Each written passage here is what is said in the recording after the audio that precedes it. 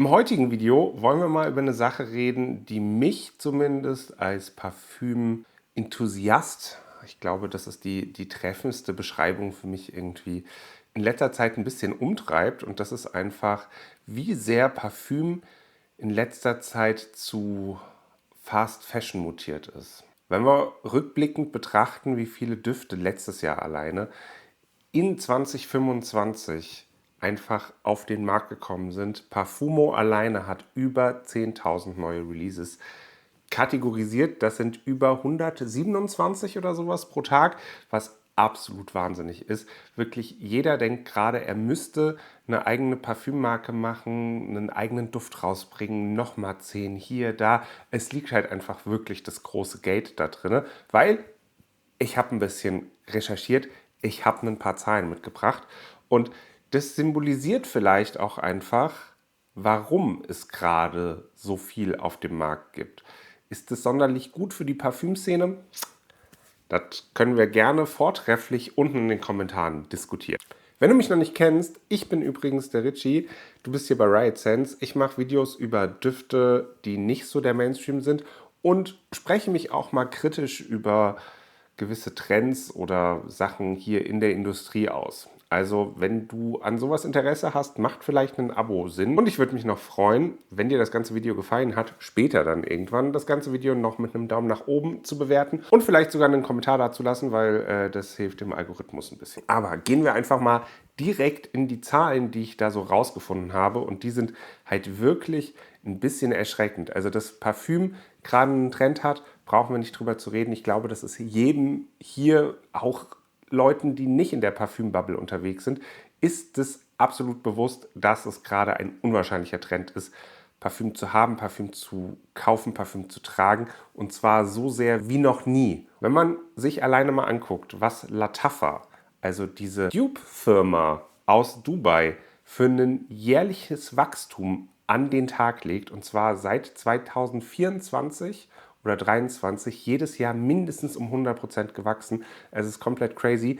Über die Jahresbilanz findet man tatsächlich leider nicht so richtig gute Informationen, aber was ich finden konnte, ist, dass im August 2024 bis Juli 25 Lattafa alleine 36 Millionen Dollar Umsatz nur im TikTok-Shop gemacht hat. Dann kann man das sich jetzt vielleicht nochmal hochrechnen, weil mittlerweile sind die bei Müller, bei Douglas sogar, bei DM. Also Lattafa hat mittlerweile einen Marktanteil von 20%. Also glaubt man nicht, dass die nicht richtig massiv Asche verdienen.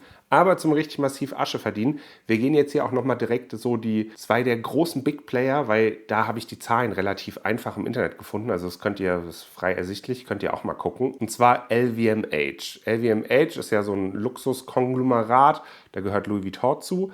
Und die haben halt auch eine Duftsparte. Und deren Umsatz der Duftsparte macht 10% des Jahresumsatzes aus.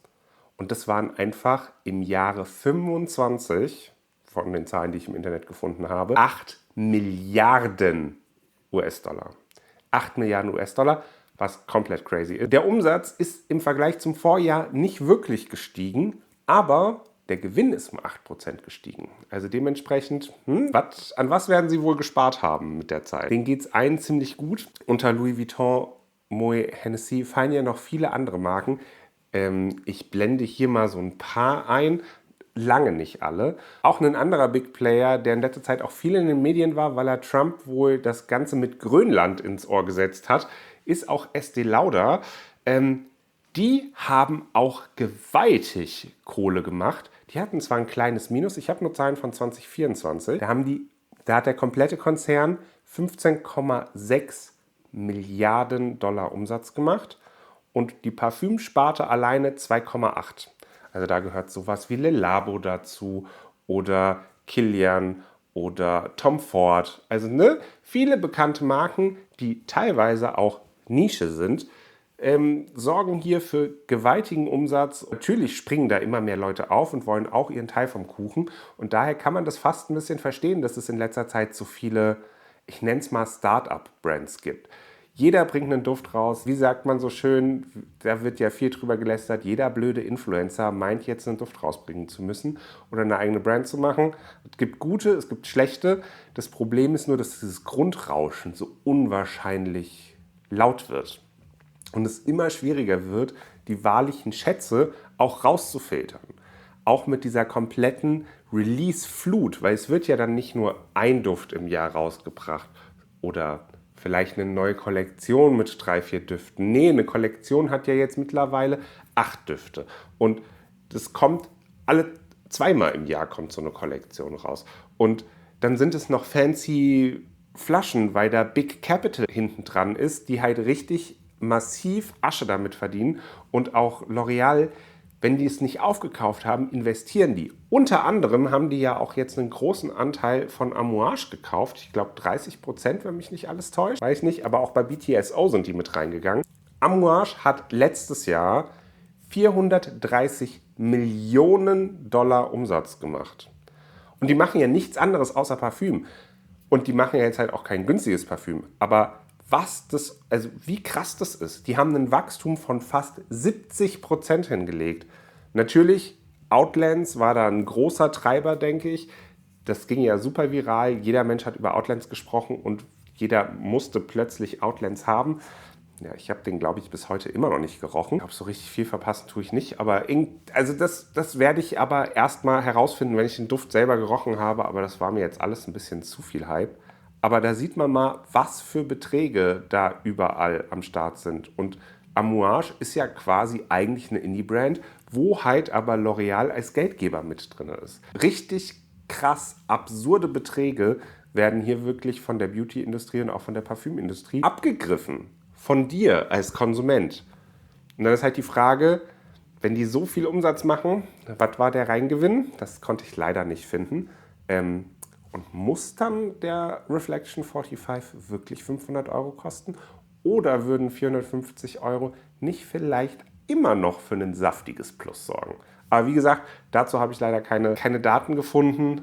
Und ja, ich will jetzt hier das Thema mit den Preisen auch gar nicht so krass aufmachen, aber behalt's mal bitte im Hinterkopf. Weil natürlich wird super viel released, so Marken wie Mind Games, die auch wirklich, da ist viel Money im Hintergrund, deswegen kann das überhaupt passieren, dass da so viel gepusht wird, dass da so viel rausgebracht wird, dass da so viel released wird. Sind die Düfte immer unbedingt gut?